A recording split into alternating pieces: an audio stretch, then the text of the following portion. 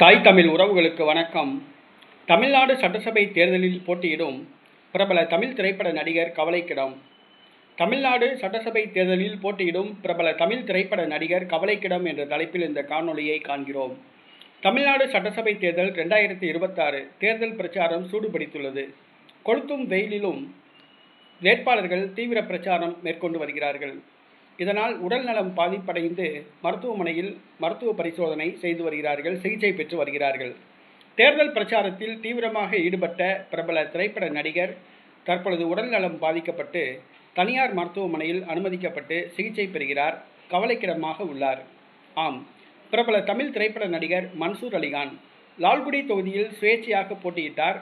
அதிமுக வேட்பாளர் லீமா ரோஸை எதிர்த்து தீவிர பிரச்சாரம் செய்து வந்தார்.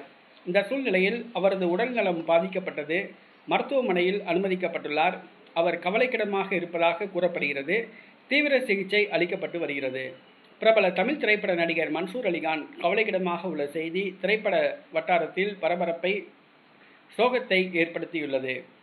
தமிழ் திரைப்பட நடிகர் மன்சூர் அலிகான் முன்பு புதிய தமிழகம் கட்சியில் இருந்தார். பின்பு அதிமுகவில் இருந்தார். பின்பு நாம் தமிழர் கட்சியில் இருந்தார். தற்பொழுது தனியாக ஒரு கட்சி ஆரம்பித்து சுயேட்சையாக போட்டியிடுகிறார் என்பது குறிப்பிடத்தக்கது. தற்பொழுது அவர் கவலைக்கிடமாக உள்ள செய்தி அவருடைய ரசிகர்களுக்கு சோகத்தை ஏற்படுத்தியுள்ளது.